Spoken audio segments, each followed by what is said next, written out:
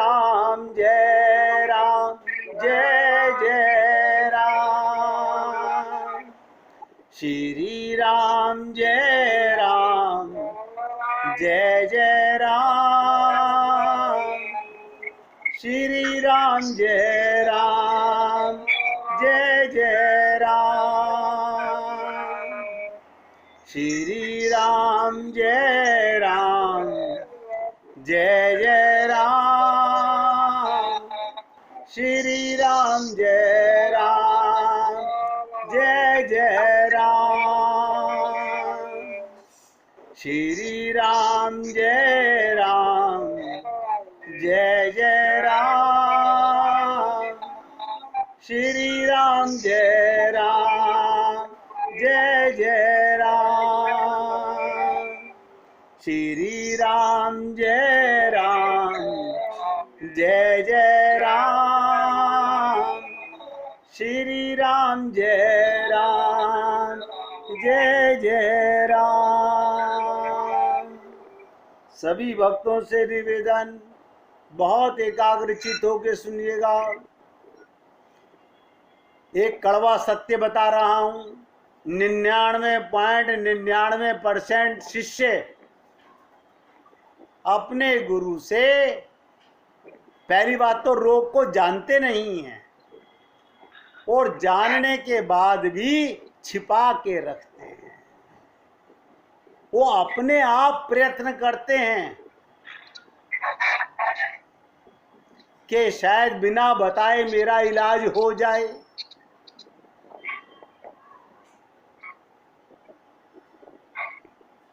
आप सोचिएगा, अगर भगवान को पाने की तड़प है, भगवान को पाने की प्यास है, तो आप सुनिश्चित अपने गुरु से पर्दा नहीं करोगे। अब देखिएगा, सती भी अपने रोग को छिपाना चाहती थी। भगवान शंकर जैसे वैद्य ने ये बताने की चेष्टा की कि तुम्हें रोग हो गया है, बताइएगा, तुम्हें रोग हो गया है। और मैं तो आपसे निवेदन कर रहा हूं, यहाँ जितने हम विराजमान हैं, हम सब रोगी हैं। और मुझे शरीर के रोग तो अलग अलग हो सकते हैं, लेकिन मन के हम सब रोगी हैं। जिस समय सती के मन में संशय का रोग, नोट कीजिएगा, ये सबसे बड़ा घातक रोग होता है।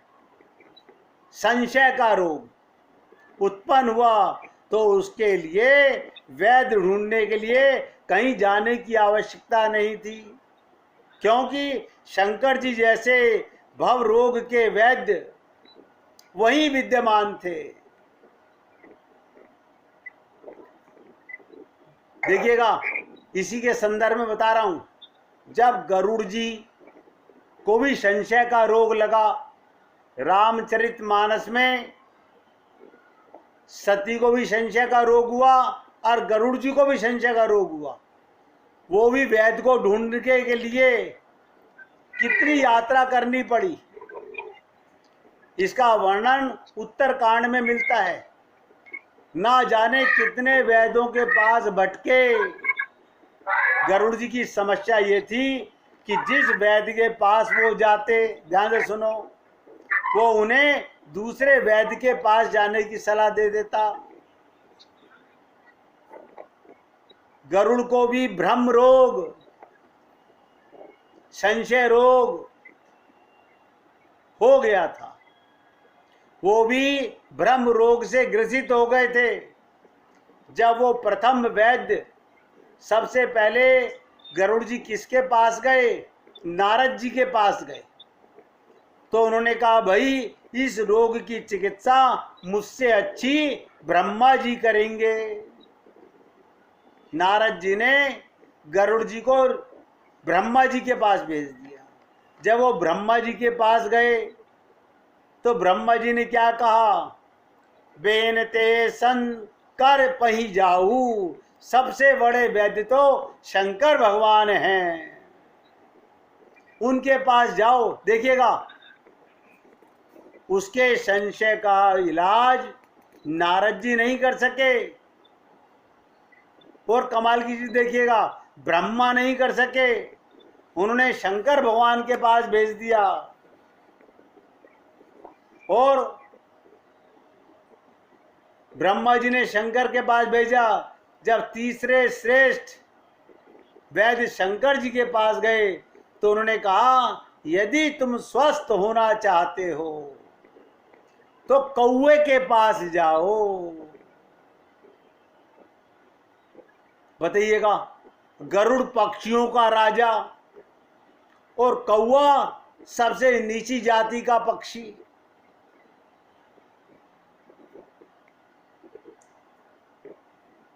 शंकर भगवान कह रहे हैं तुम कौवे के पास जाओ। अब नारद, ब्रह्मा और शंकर जी तो बड़े वैद्य थे, उनकी तुलना में काकभुसुंडी अत्यंत सामान्य थे।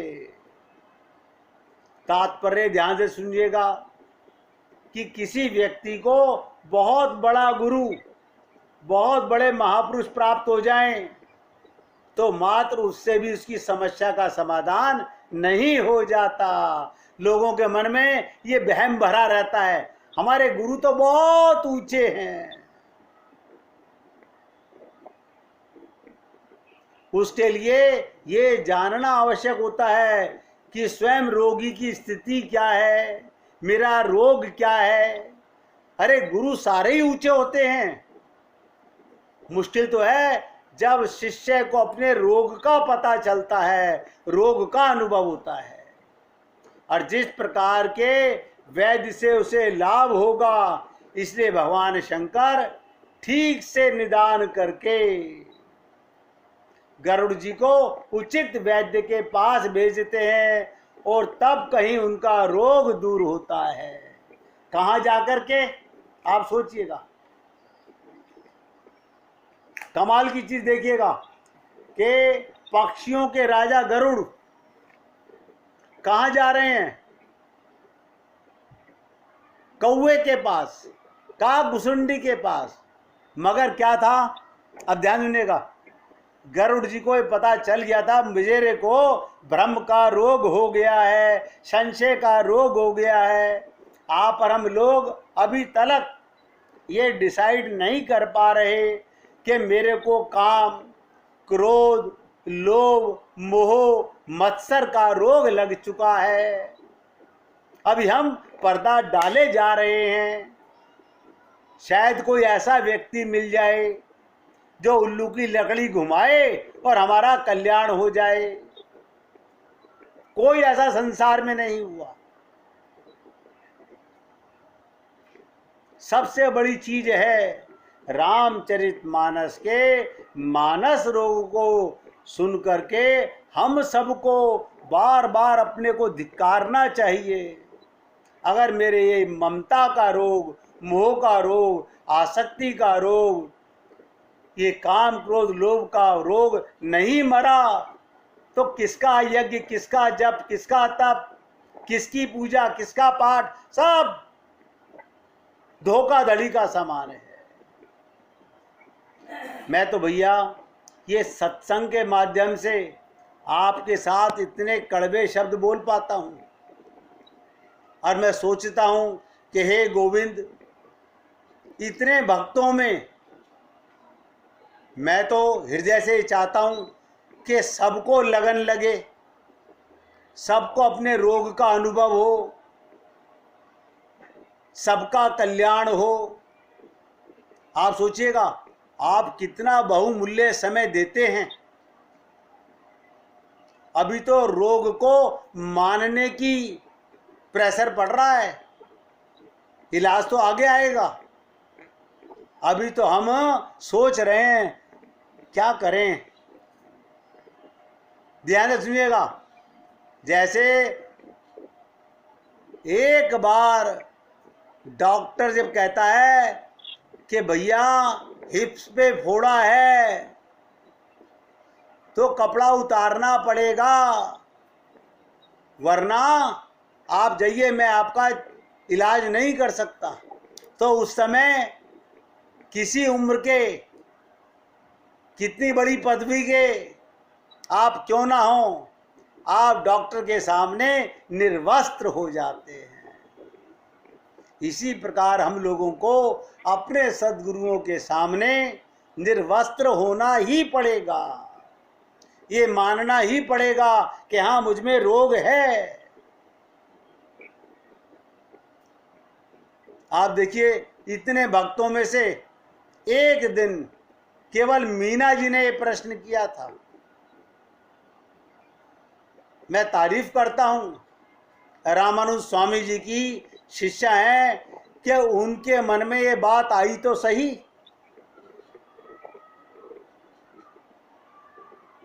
ये बात घर तो करी कि हाँ, हम रोगी हैं, शरीर के रोग तो शरीर के साथ समाप्त हो जाएंगे, लेकिन ये मन के जो रोग हैं ये तो जन्म जन्मांतरों से चले आ रहे हैं।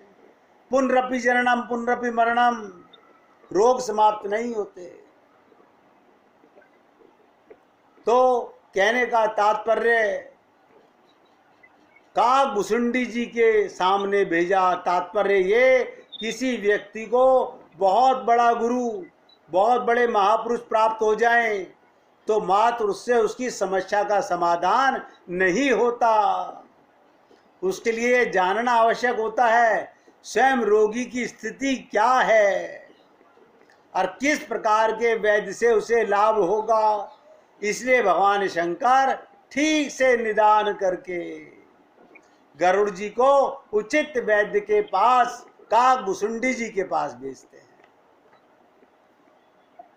ये तो मैं सती जी की चर्चा में दो संशय के पात्र रामायण में आते हैं। एक सती को भ्रम हुआ, ये राम भगवान कैसे हो सकते हैं, जो पत्नी लंपट है वो भगवान कैसे हो सकता है। आपको याद होगा गरुड़ जी को क्या संशय हुआ था। जब भगवान को नाग पास में बांध दिया और नारद जी ने गरुड़ से कहा, अरे तुम जाओ और भगवान को नाग पास से छुड़ाओ, तो उनको भी भ्रम हो गया, गरुड़ को भी, ये कैसे भगवान हैं जिनको मैं नाग पास से छुड़ा रहा हूं। अब ये भ्रम हो गया, मैं वैसे ही इनकी सवारी बना हुआ हूं। मैं समझता हूं कि भगवान मेरे ऊपर सवार हो रहे हैं। इस भ्रम के लिए उसे कहां जाना पड़ा। अब देखिएगा, सती जी का सौभाग्य ये था, ध्यान से सुनिएगा, कि उन्हें वैद्य ढूंढने कहीं नहीं जाना था,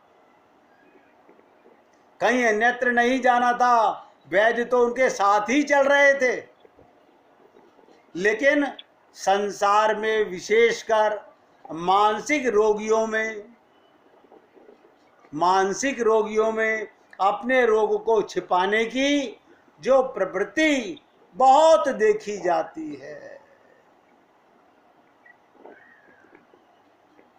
हम अपने मन के रोगों का चर्चा किसी से नहीं करते। सती जी भी मन की रोगी थी। वे भगवान शंकर से ना तो संदेह का वर्णन करती हैं, उन्होंने एक बार भी नहीं कहा कि पतिदेव मुझे संशय का रोग हो गया, मेरे मन में भ्रम हो गया, आप मेरा इलाज कीजिए। ना ही अपने मोह तथा भ्रम से वो चुपचाप, ध्यान सुनिएगा, जैसे हम लोग करते नहीं ऐसे ही सती जी कर रही हैं, चुपचाप शंकर जी के साथ चलती रही। भगवान शंकर ने उन्हें थोड़ा फटकारा भी। भगवान शंकर ने फटकारा। उन्होंने सांकेतिक भाषा में कहा, सती तुम अपनी प्रकृति का सदुपयोग नहीं कर रही हो, अपनी नेचर को नहीं समझ रही हो। नारी की प्रकृति क्या है, ध्यान सुनिएगा, वो बड़ा कष्ट उठाकर बालक को 9-10 महीने तक गर्भ में धारण कर लेती है, उसे पुष्ट करती है, फिर बालक को जन्म होता है। भगवान शंकर का तात्पर्य था कि नारी के लिए शिशु का उदर में धारण करना तो कल्याणकारी होता है, पर जो रोग तुमने अपने मन में पाल लिया है, जो तुमने रोग अपने मन में संशय धारण कर लिया है, वो अकल्याण कारक है, तुम्हारा कल्याण नहीं होगा। और वो क्या कहते हैं भगवान शंकर, रामचरितमानस में आता है, सुनई सती तब नारी स्वभाव। देखिए कमाल की बात है, नारी का स्वभाव बता दिया भगवान शंकर ने। सुनई सती तब नारी स्वभाव, संशय असना धरे उरकाऊ। तुम संशय को मत पालो। पेट में जैसे बच्चे को पालते हो, उसी प्रकार संशय को भीतर पालने रहना, और ये सोचकर ये बढ़कर खूब पुष्ट हो जाएगा, इसे जन्म देंगे, अनर्थ का कारण होगा। इसे तो प्रारंभ में ही विनष्ट कर देना चाहिए। आप देखते ना, अगर किसी को पता चले मुझे फर्स्ट स्टेज का कैंसर है, तो कहता है शुक्र है जल्दी पता चल गया, अब डॉक्टर साहब कह रहे हैं घबराने की जरूरत नहीं है, इसका इलाज हो सकता है, तुम्हारा जीवन बच सकता है। लेकिन जो पाले जा रहा है उसका कोई इलाज नहीं हो सकता। उन्हीं में से सती, देखिएगा इससे बड़ा और पात्र क्या लाऊं, भगवान शंकर की पत्नी, उनको संशय का रोग, भ्रम का रोग हो गया। जासु कथा कुंभज ऋषि गाई। भगवान शंकर क्या कह रहे हैं, जासु कथा, अरे हम कहाँ गए थे, ये संशय का रोग हुआ कब, ध्यान से सुनिएगा। भगवान शंकर कुंभज ऋषि के पास दंडकारण्य में सत्संग सुनने, राम कथा सुनने आ रहे थे, तो उनकी पत्नी सती बोली कहाँ जा रहे हो, कि कुंभज ऋषि के, ये कुंभज ऋषि को ये अगस्त ऋषि कहते हैं, इनके पास आ रहे थे। तो क्या कहा कि मैं भी साथ चलूंगी। और भक्ति जासु मैं मुनि सुनाई, सोई मम इष्ट देव रघुबीरा, सेवत जाई सदा मनुधीरा। जिनकी कथा का महर्षि अगस्त ने गान किया, जब भगवान शंकर, ध्यान दो, और सती कुंभज ऋषि के आश्रम में गए, अगस्त ऋषि के आश्रम में गए, और अगस्त ऋषि ने भगवान राम की कथा सुनाई। जिनकी भक्ति मैंने मुनि को सुनाई, वे वही मेरे इष्टदेव रघुवीर हैं।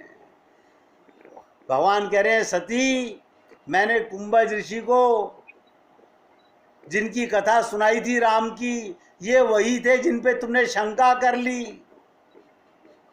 जिनकी सेवा ज्ञानी मुनि सदा किया करते हैं, ज्ञानी मुनि योगी और सिद्ध निरंतर निर्मल चित्त से। नोट करो, निर्मल चित्त। और हमारा चित्त कैसा है, मल सहित। हमारा चित्त मल निर्मल नहीं है। अगर निर्मल चित्त हो गया तो भगवत प्राप्ति हो गई। भगवान तो कहते ना, निर्मल मन जन सो मोहि पावा। और हमारे मन में रहती दुनियादारी, और बगुला सा ध्यान लगाते हैं, कुछ नहीं होने वाला।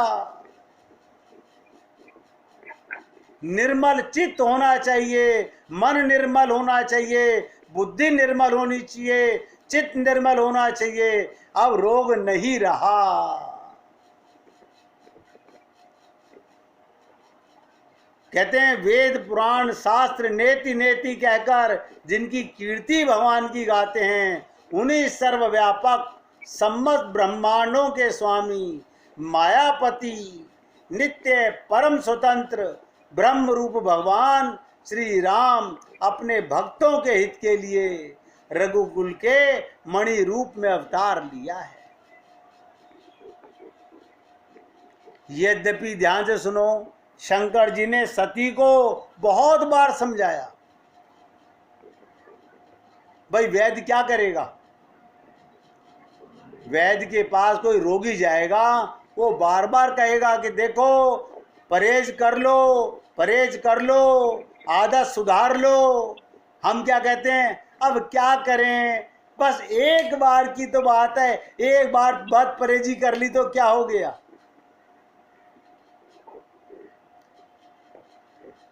बार बार समझाया सती को, फिर भी सती के हृदय में उनके उपदेश नहीं बैठा। कोई कारण होगा, कारण समझें, क्या कारण था? सती के हृदय में अपने पति की बात क्यों नहीं बैठ रही? भगवान राम ने शरणागति के संदर्भ में कहा था कि व्यक्ति कैसा भी रोगी क्यों ना हो, ध्यान से सुनिएगा, भगवान कहते हैं शरणागति के विषय में, चाहे कितना भी महान रोगी क्यों ना हो, वो अवश्य स्वस्थ हो जाएगा, पर रोग को दूर करने के लिए उसे कम से कम 4 वस्तुएं छोड़नी पड़ेंगी। और आप सबसे निवेदन कर रहा हूं, आज से 15 दिन पहले मीरा जी ने पूछा था, आज बता रहा हूं, रोग को मारने की दवा नोट कर लीजिए, हम सबके काम की है। अब आप करना तो चाहे नहीं, खाली फ्री का डॉक्टर है, पर्चा लिखवा के ले आए कि डॉक्टर साहब को फीस तो देनी नहीं है। हमारे डॉक्टर साहब सुरेश बाबू थे, तो उनके पास में लोग देखते कि डॉक्टर साहब फ्री में लिख रहे हैं, तो हम भी लिखवा लें, हम भी लिखवा लें, हम भी लिखवा लें, दवाई लें या ना लें। मैं आपसे हाथ जोड़ के निवेदन कर रहा हूं, अगर वाकई में आप अपने को रोगी मान चुके हैं तो आप दवा नोट करेंगे, और अगर आप अपने को रोगी नहीं मानते, अभी और रिसर्च करेंगे, तो फिर पुनरपि जननम पुनरपि मरणम, ऐसे ही संसार में आते और जाते रहेंगे। भगवान राम ने क्या कहा था, बहुत ध्यान से सुनिएगा, जो न होई चराचर द्रोही,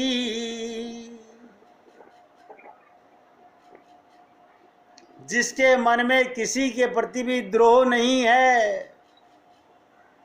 यहां तो हृदय में बैठी हुई हैं, मेरा मेरे भाई से, मेरा मेरे साले से, मेरा मेरे जीजा से, मेरा मेरे पड़ोसी से, सब कुंठाएं मन में द्रोह भरा हुआ है। और भगवान राम क्या कह रहे हैं, मैं सबसे निवेदन कर रहा हूं, इसको एकाग्रचित होकर सुनिएगा और हृदय में बैठाइएगा कि जो ना होई चराचर द्रोही, और आवे सबे शरण तक मोही। मेरे शरण आने से पहले क्या 4 चीजें छोड़कर आओ।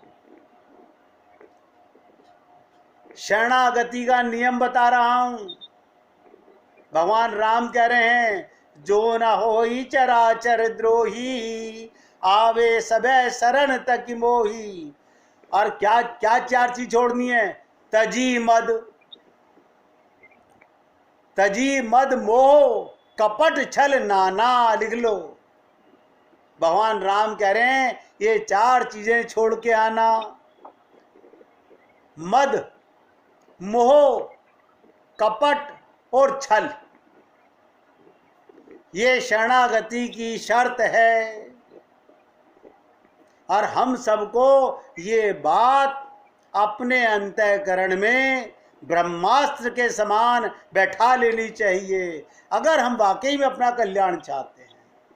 हाँ, कल्याण नहीं चाहते तो कोई बुराई नहीं है, इधर से सुन लीजिए, उधर से निकाल दीजिए। अगर वाकई हमें अपना कल्याण चाहिए तो भगवान राम ने कहा, जो मेरी शरण आए जो ना होई चराचर द्रोही। एक एक शब्द को समझना पड़ेगा। आवे सभय शरण तकी मोही, तजी मद मोह कपट छल नाना।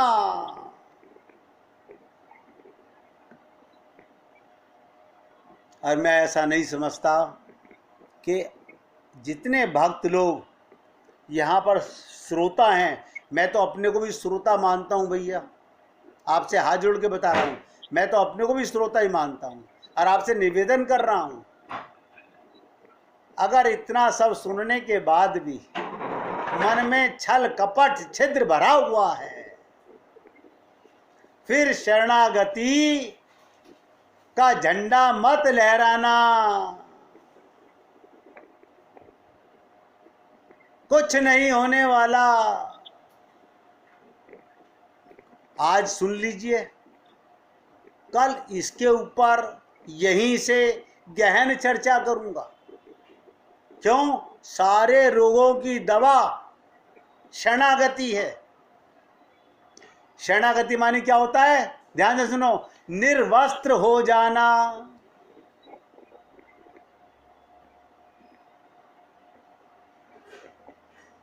एक तरफ तो कहते हैं जानत है प्रभु सबके मन की, हम एक तरफ तो कहते हैं हमारे गुरु और भगवान सबकी जानते हैं और उन्हीं से हम पर्दादारी करते हैं। भगवान कहते हैं मेरी शरण में आने के पहले, ध्यान से सुनो, हरि और गुरु की शरण जाने से पहले व्यक्ति को 4 चीजें, मद मोह कपट और छल, छोड़ देनी चाहिए। वैद्य के पास जाने की प्रक्रिया भी यही है। वैद्य के पास अगर व्यक्ति मद को लेकर जाए और ये सोचे मैं वैद्य की तुलना में अधिक विद्वान हूं, तब तो वैद्य की दी हुई औषधि का पथ्य उस पर विश्वास ही नहीं करेगा। इसलिए उसको पहले मद छोड़ना होगा। मान लिया कि उसमें मद नहीं है, पर यदि वो वैद्य के वचनों को सुनकर भी इच्छा के अनुकूल आचरण करने लगे तो मोह की स्थिति होगी। अतः मोह लेकर वैद्य के पास जाने से कोई लाभ नहीं है। और आप ताज्जुब करेंगे, जिन लोगों को मैं शरणागति को ढिंढोरा पीटते हुए सुनता हूं, वो सबसे ज्यादा इन्हीं 4 चीजों से ग्रसित होते हैं।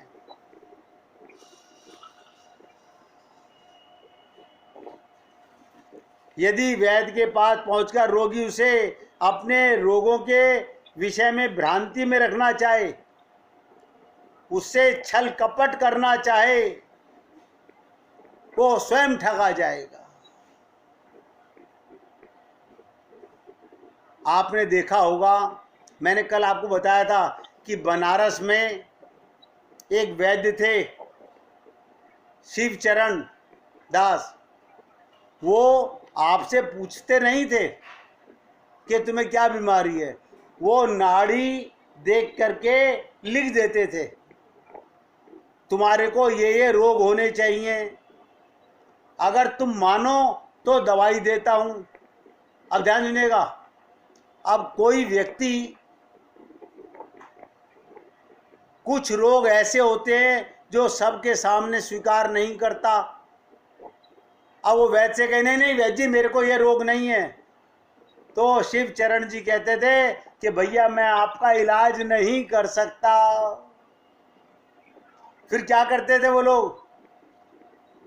सास के साथ बहू गई, पति के साथ पत्नी गई, पत्नी के साथ पति गया, फिर अकेले में जाके कहते डॉक्टर साहब, वैद्य जी, उनके साथ मैंने अपना रोग नहीं बताया, आपने मेरा रोग सही सही पकड़ लिया, तब वो दवा देते थे।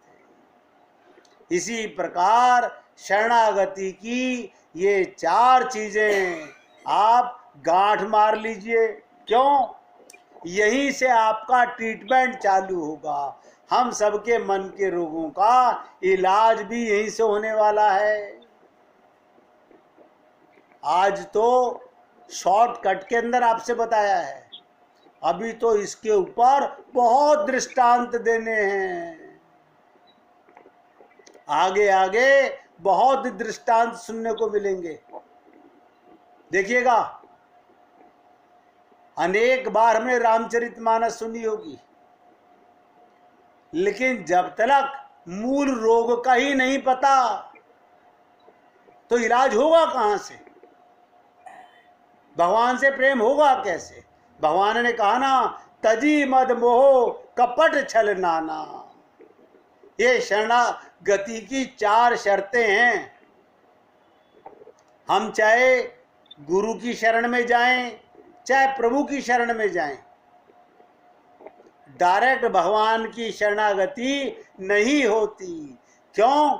भगवान की प्राप्ति गुरु के द्वारा ही होती है। इसलिए गुरु कहते ना, गुरु वचन वैद्य विश्वासा। गुरु के वचन वैद्य के समान माच करके अगर हम हृदय में उतारते हैं और उनके सामने अपनी रोग की चर्चा करते हैं तो इलाज सुनिश्चित है और सबका इलाज है।